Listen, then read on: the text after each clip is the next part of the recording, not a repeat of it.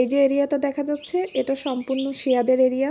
মহরম উপলক্ষে এভাবে সাজানো হয়েছে। এখানে প্রত্যেকটা শিয়া এরিয়ায় এভাবে সাজানো থাকে। মহরমের আগ থেকে মহরমের পর পর্যন্ত এটা এইরকম ভাবেই সাজানো থাকবে। আর সবাই কালো কাপড় পরবে যারা শিয়া আছে। বাসার সামনে এরকম পানি রাখা থাকে বা জুস টাইপের কিছু থাকে, যদি কেউ ইচ্ছে করে তাহলে এখান থেকে নিয়ে খেতে পারে। পুরোটাই এটা একটা শিয়া এরিয়া, এই জন্য সব জায়গাতেই কালো পতাকা দেখা যাবে। সুন্নি এরিয়াগুলোতে কিন্তু একটাও কালো পতাকা পাওয়া যাবে না। এই স্টোর দেখা যাচ্ছে, সন্ধ্যার পরে দেখা যাবে এখানে খাবার দাবার নিয়ে আসবে, ওরা নিজেরাও খাবে, অন্যদেরকেও দিবে। এখানেও একটা স্টোর, দুই স্টোরেই খাবার থাকে। এখন শুধু পানি দেখা যাচ্ছে, সন্ধ্যার পরে খাবার থাকে।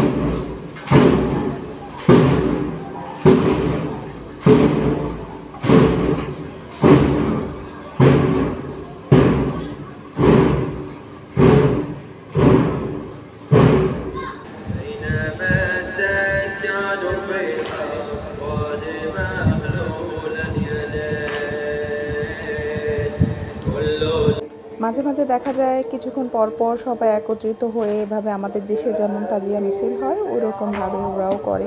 ওরা ওদের মতো করে, সুন্নিরা সুন্নিদের মতো করে পালন করে। কেউ কারোটার উপর বাধা দেয় না।